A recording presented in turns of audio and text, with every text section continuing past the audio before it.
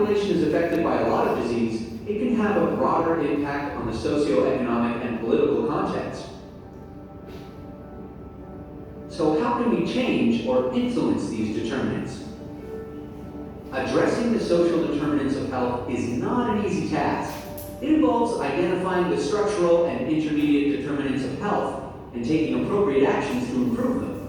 To do this requires actions across all sectors of society and at all levels, including local, national, and international. The actions will depend on the existing socioeconomic and political context, resources that are available, and commitment for action. And that's a quick introduction to the social determinants of health. We've had a look at what it is, how it impacts health, and a useful framework to understand it. Okay, so the first presentation, can summarize yun actually, no? Pero there's an emphasis between structural and intermediary. Okay, intermediary. But all in all, the same. The same. Okay, another presentation. Para mas maintindihan yung pag because you will be doing your paper.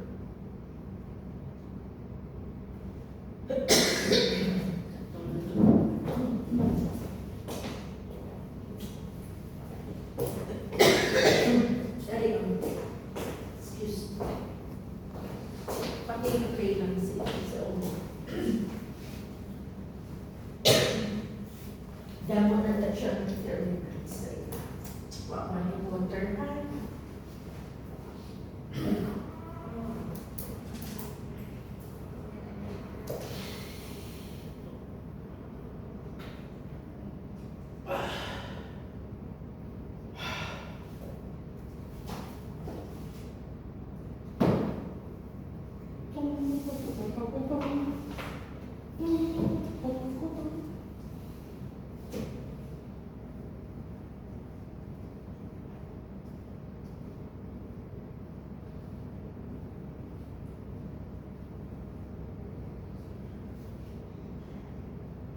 Close the field then.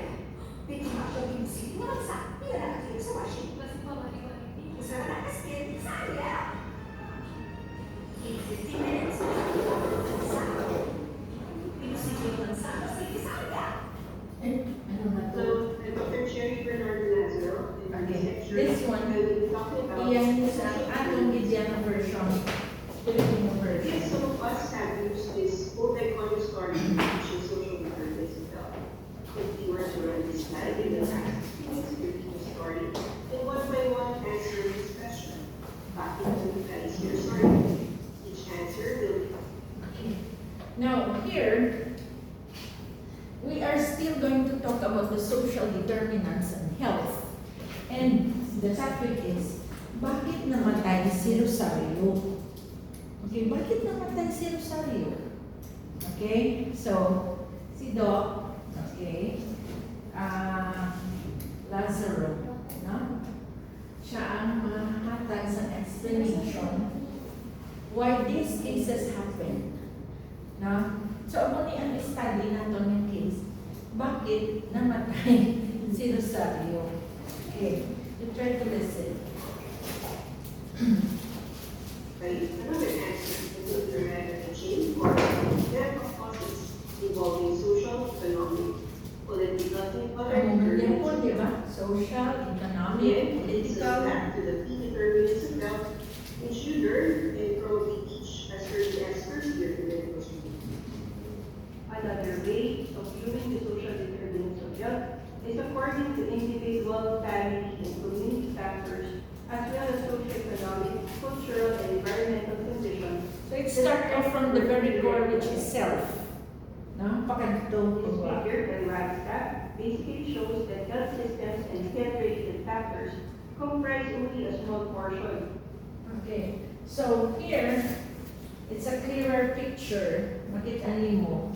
So health outcomes, households and communities, then health system and related sectors, and then government policies and action. So yung study natin ng case, bakit namatay si Rosario? Okay, natawag natin ng health outcomes as hinimo nga diagram. So sa health outcomes, nutritional status.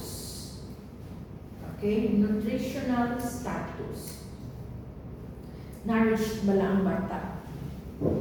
Makakaon siya bala sa isa ka adlaw 3 times a day? And are they eating or is she eating the right kind of food? No? Okay. Then we have the morbidity. Cases where affected sila bala, no, affected sila sa amuna ng mga masakit or mga different kinds of illnesses nga prone ang bata. The lower ang imong immune system, you are prone to various kinds of infections or diseases. Diba? Okay. Most especially if you are poorly nourished. Kung ginambal sa tanan, maski doctor will admit that kung you are eating the right kind of food with the correct kind of lifestyle, hindi mo kinahanglan bulong. Kaya hindi ka magmasakit. Diba? Okay.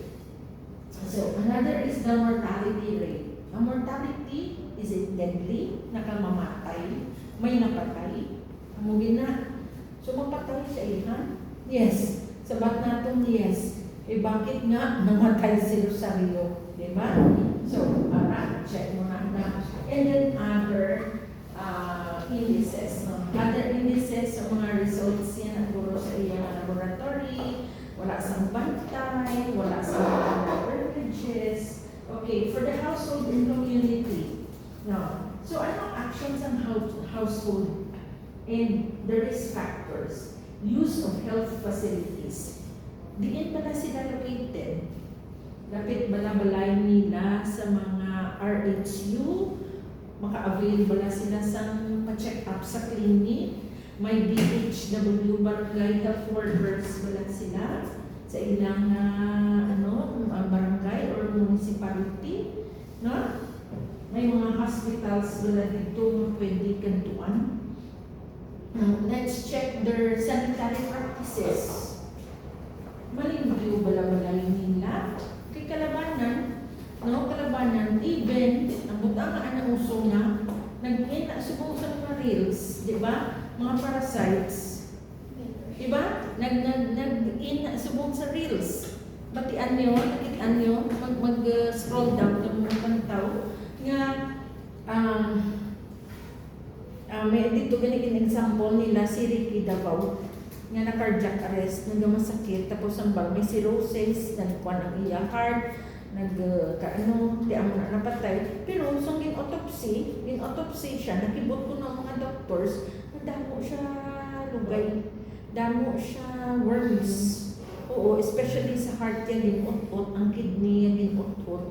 Pero, kung na siya guro, na-test siya kung correctly or mayo, may binabuligan pa siya, kasi parasite sa kusman na nakwaon kung oo, pero wala, not one of the doctors ng mga pa na kami.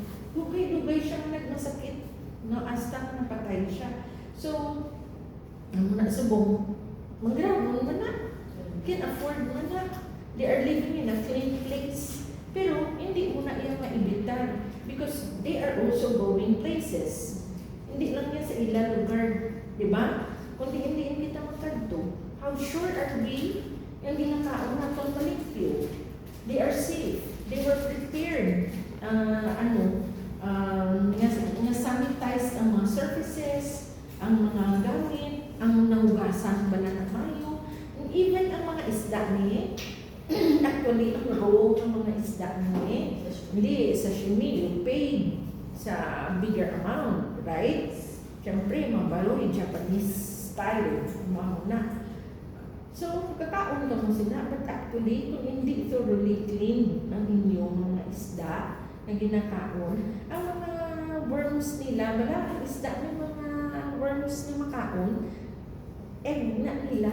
So, ang function natin, diretsyo sa aton dyan, hindi lang mapatay-patay isang aton saliva, kahit ang saliva nato nag-shield na mo, nag-shield na siya, may mga acid na sila, even in the stomach. Di kung kaisa, mga wala ka diretso sa stomach. Hindi sila maano, kung kaisa nag-crawl sila sa other parts, madala sila sa flow sa bukot, di ba? Or other organs ang ila. Ginlikawan dito sila yan hasta nga nagdalagko sila, nagbalata sila. Amo na, ang nagaglatabo. Gani, maski dalagko na kita, tulang na kita. Nga, hindi mo insindihan na klase sakit sa tiyan, kay Kwan. Ako yung willing ko yung magpapurga. Yes, tuod. Wala ka man perdigo. Wala man na nagambal niya kung magpapurga ka, may higo ka, malimpyo ka pa gani. Diba? Makorek pa. Hindi kita, we can never know. Unless, kung sila ang iba niya daan gagmay, egg pa naman sila sa nagsulod sila sa lawas na ako. No? So, dili. So, are they observing sanitary practices? No? Sana ka question. Another is sexual practices. Now, when you say sexual practices, do you practice safe sex? No, muna ba na? No, actually, total adults naman ka mo, ining mga bata naman yan. Hindi ma-learn mo na kaya kung nila ara sila sa, may ara sila medical, ara sila sa medical. Yes, that is reality.